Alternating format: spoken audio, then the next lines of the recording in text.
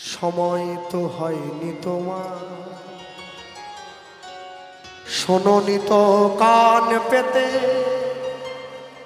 অস্ফুটে কোনো কথা। তা আজ কেন হাহাকার করো, সে কথায় ইতিহাস গড়ো। কি এমন দুঃখকে মেনেছ যে তুমি এখানে আসবে, পথের কাঁটায় পা রক্ত না ঝরালে এখানে কি করে তুমি আসবে।